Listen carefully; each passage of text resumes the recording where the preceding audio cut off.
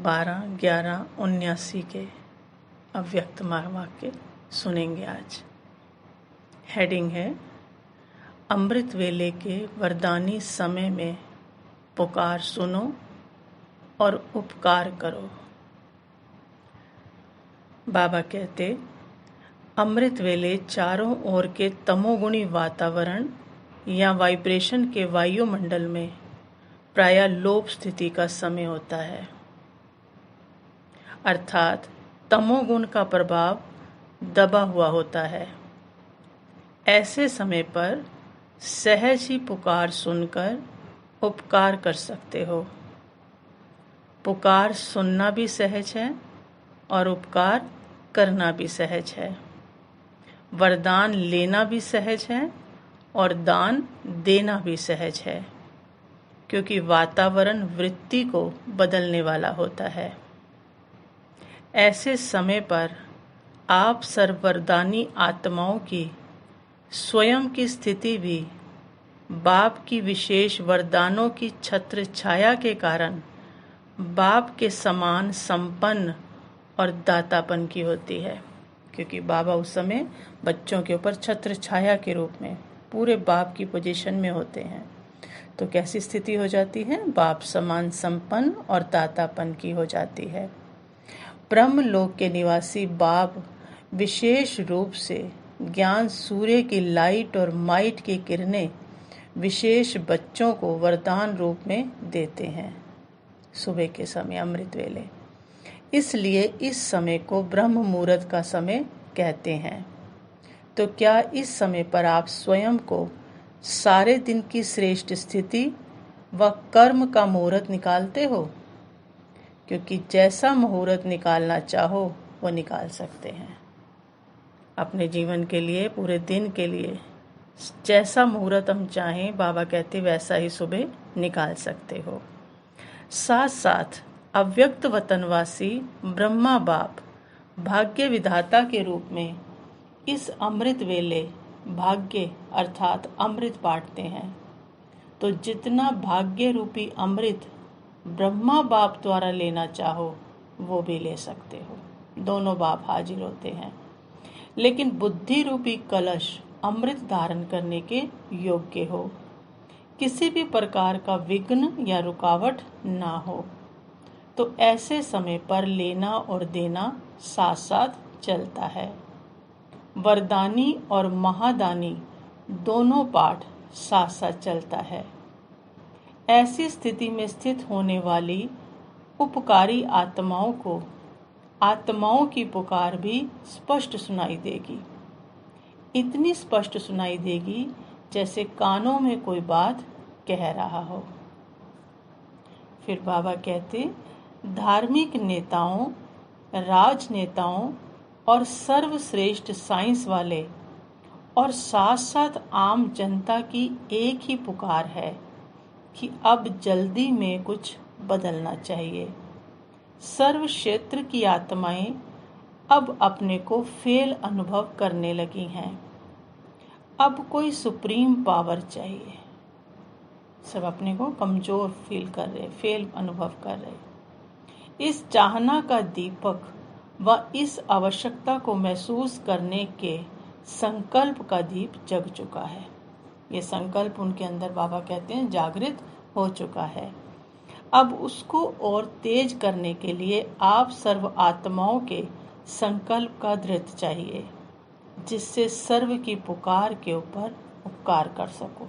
जो आत्माएं अब मांग रही हैं, जो संकल्प उनका हो गया, वो बाबा कहते हैं उसके ऊपर आप उपकार कर सको।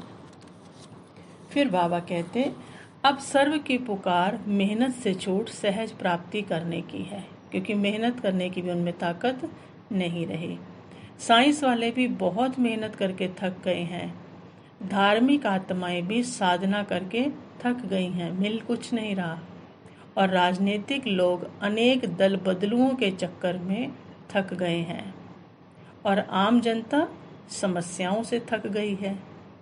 तो जैसे कल्प पहले के यादगार शास्त्रों में वर्णन है कि स्वयं बाप ने द्रौपदी के पांव दबाए, तो बाप समान उपकारी बच्चे बन सर्व आत्माओं की थकावट मिटाओ अब बुद्धि रूपी पांव उनके थक गए हैं, तो बुद्धि में स्मृति के स्विच को दबाओ, यही बुद्धि रूपी पांव दबाना है।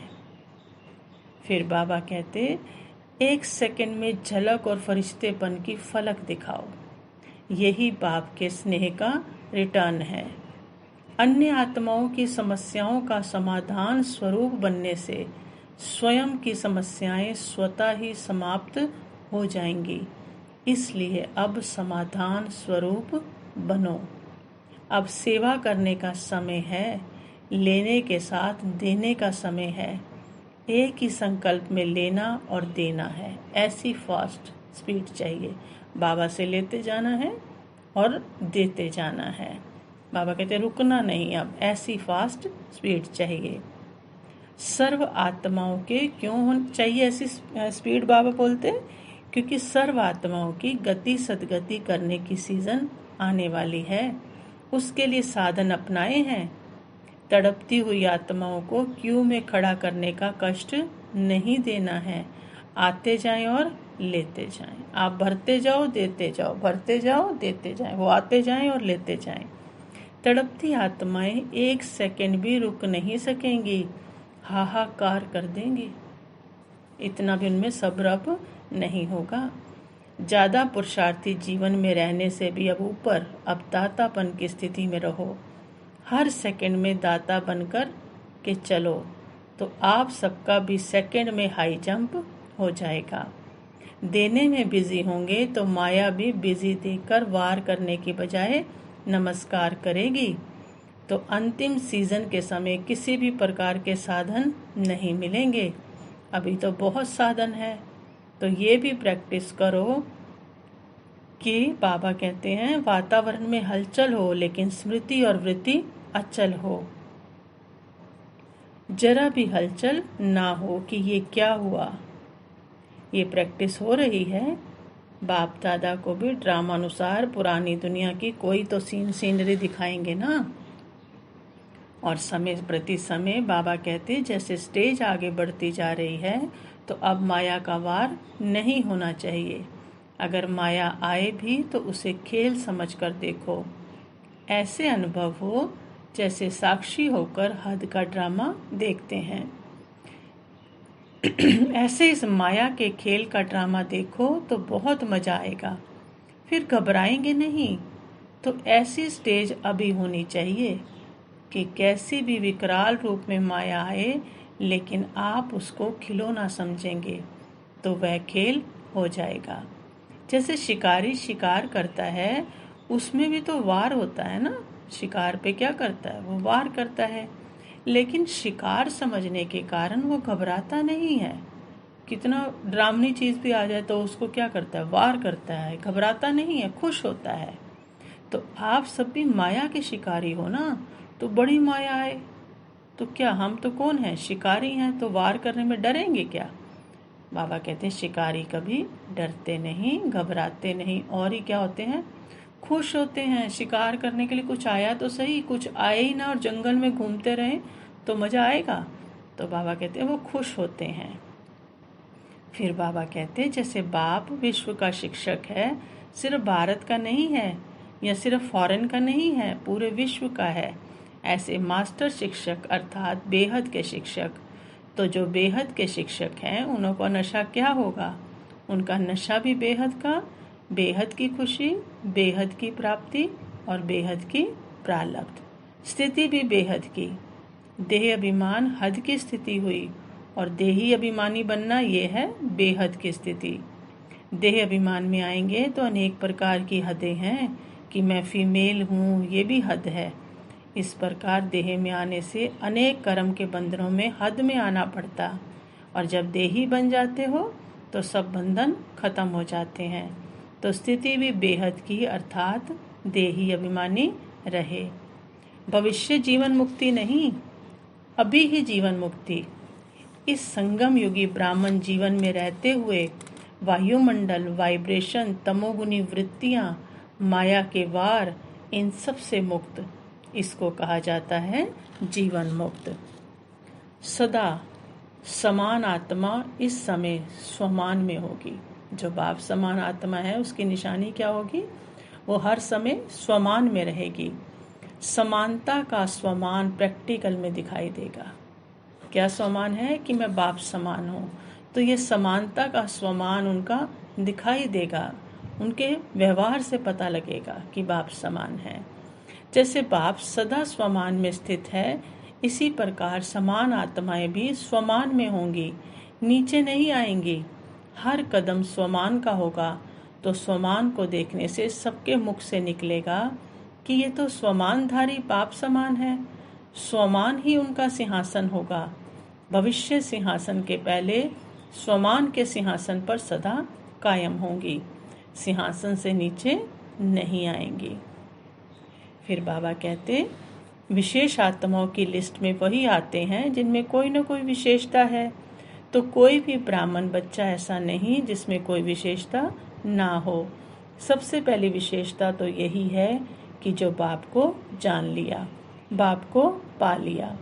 कोटों में कोई और कोई में भी कोई ने जाना, तो बाप भी उसी नज़र से देखते हैं कि ये विशेष आत्माएं हैं, और विशेष आत्माओं को सदा खुशी के झूले में झूलना चाहिए। लाडले बच्चे कभी भी मिट्टी में पाँव नहीं रखते। तो आप लाडले बच्चे सदा बाप की याद की गोदी में रहो, सब कुछ करते भी बाप की गोद में रहो, नीचे नहीं आओ। फिर वरदान दिया बाबा ने, संकल्प और बोल के विस्तार को सार में लाने वाले अंतर्मुखी भव। संकल्प और बोल के विस्तार को सार में लाने वाले अंतर्मुखी भाव। बाबा कहते, व्यर्थ संकल्पों के विस्तार को समेटकर सार रूप में स्थित होना तथा मुख के आवाज के व्यर्थ को समेटकर समर्थ अर्थात सार रूप में ले आना, यही है अंतर्मुखता। संकल्पों को भी सार में ले आना और मुख से जो आवाज़ व्यर्थ में निकलती है उसको भी सार में ले आना, यही बाबा कहते अंतर्मुखता है। ऐसे अंतर्मुखी बच्चे ही साइलेंस की शक्ति द्वारा भटकती हुई आत्माओं को सही ठिकाना दिखा सकते हैं। ये साइलेंस की शक्ति अनेक रूहानी रंगत दिखाती है। साइलेंस की शक्ति से हर आत्मा के मन का आवाज़ इतना समीप सुनाई देता है जैसे कोई सम्मुख बोल रहा हो, क्योंकि जब अपनी आवाज़ बंद होगी तभी तो दूसरे की आवाज़ हम सुन सकेंगे। स्लोगन दिया बाबा ने, स्वभाव, संस्कार, संबंध, संपर्क में लाइट रहना अर्थात फरिश्ता बनना। जितना हम इन चीज़ों में लाइट हल्के होते जाएंगे, उतना उड़ना, फरिश्ता बनना सहज हो जाएगा। अच्छा, ओम शांति।